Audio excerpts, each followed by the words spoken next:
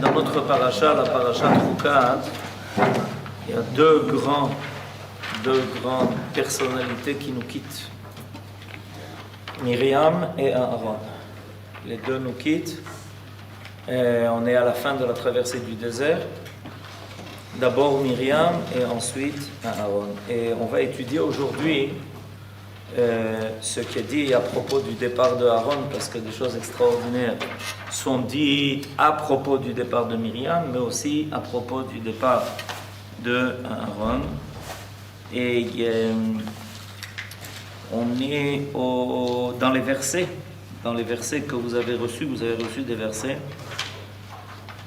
Et au verset Kaf Gimel, Vayomer Adonai el Moshe vel Aaron, Behor Aar al Gvul Eretz Edom lemor, Yeasef Aaron el Amar, Ki lo yavo el Haaretz asher natati livnei Israël, al asher meritem et pi למי מריבה, קח את הארון ואת אלעזר בנו והעל אותם הור האר, ואפשט את הארון ואת בגדיו וילבשתם את אלעזר בנו והארון יאסף ומת שם. Donc Akadosh Baruch Hu s'adresse à Moshe Rabbeinu pour lui annoncer que Aaron va les quitter. L'Éternel parla à Moïse et Aaron à Hor, la montagne, sur les confins du pays d'Édom, en ces termes. Aaron doit rejoindre ses pères, car il n'entrera point dans le pays que j'ai donné aux enfants d'Israël, tandis que vous avez dérogé à ma parole au sujet des eaux de Mériva. Prends donc Aaron avec Éléazar son fils, et fais-les monter sur le mont de Hor. Dépouille Aaron de son costume, et revêt-en Éléazar, son fils. Alors Aaron rejoindra ses pères, il mourra là. Moshe fit comme avait ordonné l'Éternel, gravir le mont Hor à la vue de toute la communauté. Il y a un passage de pouvoir. Aaron va quitter le peuple d'Israël et son fils Éléazar Cohen va maintenant lui succéder et le remplacer, et ça se traduit entre autres par le fait que Aaron va être dépouillé de ses vêtements de Kohen Gadol et on va en vêtir maintenant Éléazar son fils. Mouk nous dit la chose suivante. Prends Aaron au début du verset 25. Car est Aaron, c'est comme ça qu'il est marqué dans le verset. Car est Aaron, il y a une très belle remarque. Prends Aaron. Le terme est exactement le même que celui qui fut employé au début de sa carrière, comme pour lui faire comprendre que la cessation devait lui être aussi chère que son accès à la prêtrise.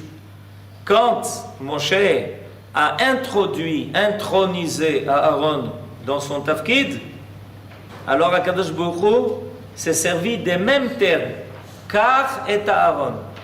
Quand Aaron va quitter son tafkid, on se sert exactement des mêmes mots. Moshe Rabbeinu, il est dit à Moshe Rabbeinu, Kach et Aaron, Baruch ata bevoecha, Baruch ata betzetecha. C'est-à-dire que heureux l'homme qui peut terminer sa carrière comme il a commencé. C'est pas évident. Il y en a qui commencent bien et qui finissent moins bien. Et avoir le mérite de terminer sa carrière comme on l'a commencé, c'est quelque chose de très particulier. Et pour nous faire allusion à cela, il se trouve que Moshe Rabbeinu s'entend dire par Akadosh Baruch Hu exactement les mêmes termes que lorsqu'il a pris pour la première fois, puis lui donner son tafkid de Kohen Gadol. Maintenant, il se sert des mêmes mots pour lui indiquer qu'il doit passer son pouvoir à autrui. De même qu'alors il était sous-entendu que Moïse devait le prendre avec ses habits sacerdotaux, de même ici doit-il le vêtir solennellement de ses habits après le service du matin. Et donc il y a un cercle qui se ferme. Okay? Un cercle qui se ferme. C'est ce que Rachid dit à propos du verset que j'ai cité tout à l'heure, Baruch ata bevoecha Baruch ata betzetecha, Rashi dit qu'il s'agit de, non pas de l'affiche qu'on met sur une porte pour recevoir ses invités, mais de ce qu'on dit à un homme quand il vient dans ce monde. Que tu quittes ce monde aussi propre que lorsque tu y es venu. Quand tu es venu, tu n'avais été souillé encore par aucune faute. Baruch ata bevoecha. Que tu aies le mérite, lorsque tu quittes ce monde, de le quitter comme lorsque tu es venu. C'est intéressant. Ce verset, on le connaît pour souhaiter la bienvenue à quelqu'un. Baruch ata bevoecha. Et il s'avère que selon Rashi, ce verset ne parle pas d'un cas individuel, mais il parle en fait de ce qu'on souhaite à chaque homme qui vient dans ce monde en lui disant Baruch ata bevoecha. Regarde, tu es arrivé dans ce monde sans faute. Baruch ata betzetecha. Alvaï que tu quittes ce monde de la même façon que tu y es venu. Il y a d'ailleurs certaines traditions que lorsqu'un tzaddik quitte ce monde, on chante. J'ai participé déjà à ce genre de choses. On chante, on fait des piyutim, comme si en fait on avait le même sentiment que lorsqu'il est venu dans ce monde. Il quitte ce monde avec son bon nom, avec sa renommée, Tov Shem Mishem en Tov, et qu'on est content du fait qu'il ait réussi à traverser toute une vie en gardant sa propreté d'âme. Continue Munch en disant dépouille Aaron de son costume. Ce transfert de costume à Éléazar se fit par miracle. Il fallait en effet que ses habits du dessus et ceux du bas fussent retirés dans l'ordre et Aaron et posés de même sur Éléazar. Vous comprenez que c'est de façon naturelle, c'est impossible à réaliser. Ben oui, parce qu'il y a un ordre. Évidemment, tu commences par ce qui est le plus élevé et ensuite petit à petit descend. Or, il fallait que dans un premier temps, Éléazar commence par les vêtements du bas et petit à petit revêtir les vêtements du haut. Or, donc, il devait vêtir les vêtements dans l'ordre contraire que son père les retirait. Alors, comment on peut faire une chose pareille? Zéro. Or, à aucun moment, Aaron ne devait être entièrement dépouillé de vêtements. De fait, c'est l'Éternel qui le vêtit entre-temps d'habits célestes. De là, on apprend que, en fait, l'homme prépare dans ce monde deux sortes d'habits.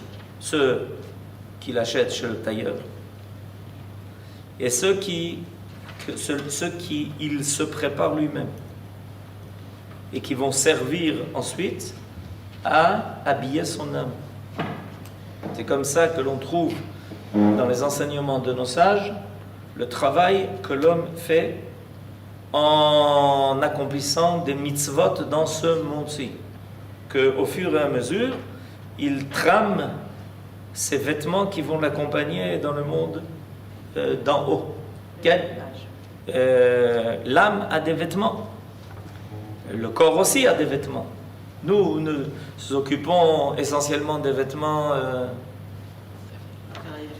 physiques, avec des boutons, des trucs.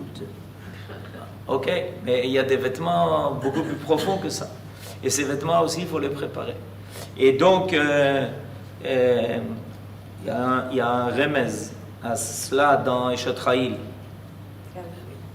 Vatakom be'od laila, vatitenterebla, vatischak leyom acharon. La femme vertueuse rigole pour le dernier jour de sa vie. Pourquoi? Parce qu'elle s'y est préparée. Et quand on lui dit de quitter ce monde, elle dit pas de problème, j'ai mes vêtements, j'ai ce qu'il faut. Selon Rashi, après le troc des vêtements, Moïse dit à Aaron, entre dans la grotte. Il y entra et vit un lit préparé et une lumière allumée. Moshe lui dit, monte dans le lit. Il y monta, écarte les bras, il les écarta, ferme la bouche, il la ferma, clôt les yeux, c'est ce qu'il fit. Et aussitôt Moshe se souhaita une mort pareille, puisqu'il est dit comme est mort ton frère Aaron. Akadosh Baruch Hu, quand il va annoncer à Moshe Rabbeinu que son moment de quitter le monde est arrivé, il lui dit maintenant tu vas toi aussi quitter ce monde comme est mort ton frère Aaron. Pourquoi est-ce qu'on a besoin de dire ça? Pourquoi Akadosh Baruch Hu a besoin de comparer? Lui dire tu vas quitter ce monde comme est mort ton frère Aaron. Quel rapport? Réponse, parce que c'était la mort que Moshe Rabbeinu lui-même avait souhaité, comme quelqu'un qui va s'endormir. Après avoir œuvré pendant une vie, il va aller se reposer. Alors, c'est comme ça que Moshe Rabbeinu a eu le mérite de voir. Il a eu le mérite de voir quel est le repos qui est accordé au tzaddik après le départ du monde. Alors il lui dit, va, couche-toi, va dormir, ferme tes yeux, endors-toi gentiment, et bien il viendra un temps où tu te réveilleras, mais tout est prêt, t'inquiète pas. Et quand Moshe Rabbeinu a vu que le départ de Aaron se faisait de cette façon du monde, il a envié son frère. Et il a dit, Alvaï, ce qui lui arrive m'arrive aussi. Et c'est pour ça qu'Akadosh Baruch Hu, il lui dit, comme est mort ton frère Aaron, de la mort que tu as toi-même désirée. C'est-à-dire que toi aussi, pour toi est prévu cette mita que l'on appelle dans notre tradition mitat neshika. C'est-à-dire comme si quelqu'un, comment on appelle nos ancêtres qui sont enterrés à Maharat Marpella, dans le Zohar HaKadosh, Yeshene Chevron, ceux qui sont allés dormir à Chevron. C'est comme ça qu'on appelle nos patriarches et nos mères. Yeshene Chevron. Yeshene, Milachon, Lishon. Ils sont allés dormir à Chevron. En ce moment, on ne les laisse pas tellement dormir, je dois dire, parce qu'avec toutes les prières, etc., et on les invoque, on ne les laisse pas tellement se reposer, mais quoi faire? Étant donné que les enfants souffrent, alors les parents, ils souffrent aussi. Donc en ce moment, je crois que leur sommeil est fortement dérangé par les événements. Mais toujours est-il que c'est comme ça qu'on les appelle. On les appelle Yeshene Chevron, ceux qui sont allés s'endormir. Alors c'est comme ça que Moshe Rabbeinu présente à son frère Aaron, dire, tu sais, t'inquiète pas, tu vas t'endormir et ensuite viendra un temps où tu te réveilleras. À part cette explication que Rashi cite au nom du Sifri, il existe encore plusieurs versions au sujet des derniers moments d'Aaron. Voici celle du Midrash Yalkut. Un matin, de bonne heure, Moshe appela son frère et l'informa qu'il avait passé une nuit sans sommeil, à réfléchir sur un passage difficile de la Bible. Et il lui demanda s'il pouvait l'aider dans la solution de la difficulté. Moshe Rabbeinu s'adresse donc à son frère, ils étudient ensemble. Quand la Torah était donnée à Moshe Rabbeinu, Moshe, le premier à qui il enseignait ce qu'il avait appris, était son frère Aaron. Et il était le premier à entendre la Torah de Moshe Rabbeinu. Alors il dit, je suis arrivé à un passage difficile, tu peux peut-être m'aider à résoudre la difficulté que j'ai. Il ajouta qu'il en avait oublié l'endroit exact, mais se rappelait seulement qu'il s'agissait d'un passage obscur dans Bereshit. Ils lurent le premier chapitre, et à la fin de la création de chaque jour, Moshe Rabbeinu s'écriait, quelle est belle, quelle est merveille la création de ce jour. Quand ils arrivèrent à la création de l'homme, il remarqua, je ne sais que dire de cette création. Quelle qualification puis-je lui donner, sachant que l'homme a apporté la mort au monde? Alors donc, Moshe Rabbeinu discute avec son frère de Torah et lui dit, tu sais, chaque jour extraordinaire, regarde, Akadosh Baruch Hu, il a fait les cieux, la terre, les arbres, les fleurs, les animaux, les poissons, tout est extraordinaire, extraordinaire. Ils lisent, arrivent à la création de l'homme. Alors, mon cher Rabbeinu, là, je suis perplexe. Je ne sais pas quoi dire. Qu'est-ce que tu en penses? Aaron répliqua alors, loin de nous l'idée de ne pas nous résigner à la volonté de Dieu. Je dis, pourquoi? Parce que regarde, cet homme-là, avant qu'il n'arrive sur terre, il n'y a pas de faute, donc il n'y avait pas de la mort. Il est arrivé, il a amené la faute, il a amené la mort. Alors, qu'est-ce qu'on peut dire? Alors, qu'est-ce que lui dit Aaron? Mais ça aussi, ça fait partie du projet divin. Il faut accepter le décret divin.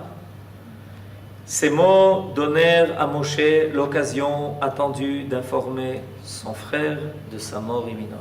Ah, puisque tu es prêt à faire ce qui s'appelle Tziduk Adin, comme ça que ça s'appelle, Tziduk Adin, c'est-à-dire que on accepte ce qu'Akadosh Baruch Hu décrète pour nous sans sourciller. Alors, sache une chose, c'est que ton tour est arrivé. À ces mots-là, Moshe Rabbeinu accomplit ainsi la sentence que nul homme ne doit se séparer de son prochain sans l'entretenir des paroles de Torah. C'est-à-dire comment il s'est séparé de Aaron en étudiant un chapitre de Bereshit. Et c'est comme ça que finalement Aaron allait quitter ce monde. Au dernier moment, Moshe demanda à Aaron, comment se présente la mort pour les justes? La réponse fut, je ne puis en parler. Parce que Aaron déjà voyait, quelqu'un au moment de ce départ du monde, voit déjà le monde à venir. Il est déjà entre les deux mondes. Alors Moshe Rabbeinu a voulu profiter de cette occasion pour que Aaron, son frère, lui fasse des révélations sur l'autre monde. Il a dit, dis-moi, qu'est-ce qui se passe? Raconte-moi comment ça se passe. Comment un sadique, qu'est-ce qu'il attend dans le monde d'en haut? Raconte-moi. Aaron dit, je n'ai pas le droit de te révéler, je ne peux pas te le dire. La seule chose que je puisse dire, c'est que j'aurais souhaité venir à cette place plus tôt. Ça rassure. C'est ce qu'Aaron dit à son frère, ça rassure. Donc, finalement, il est dit dans le verset 27, Moshe fit comme avait ordonné l'Éternel. Rachi, bien que la chose lui fut pénible, il ne s'y déroba pas. Rabbi Shimon Bar Yochai pose dans le Zohar la question suivante.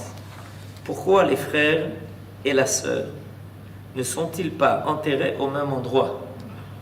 On souhaite toujours que dans une famille, tout le monde soit réuni dans le même caveau.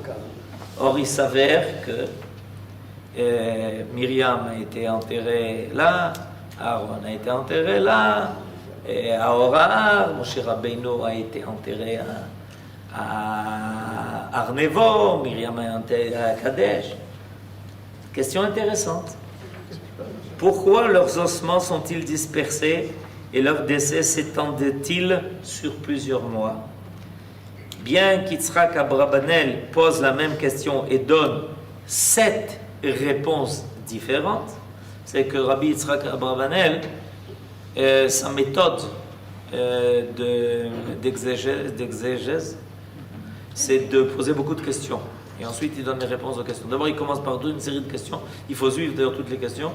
Et à la fin, il donne des réponses. Il donne 7 réponses. Nous préférerons celle du Zohar, qui affirme que les frères et la sœur sont morts en des endroits présentant un danger imminent pour Israël. Myriam mourut à Kadesh, où une mort par la soif menaçait le peuple. Aaron à Orahar, où les attendait une guerre contre les Cananéens. Et Moshe au Har à Avarim, face à tous les peuples que les Juifs devaient combattre pour prendre possession de la terre d'Israël. Chacun avec sa spécificité. Chacun a pris, chacun a pris un rôle après son départ.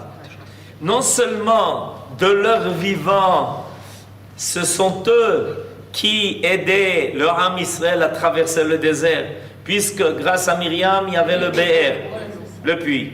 Grâce à Aaron, il y avait les nuées, Hanan et Kavod. Grâce à Moshe, il y avait la manne. Alors on dit, top, maintenant ils vont aller se reposer.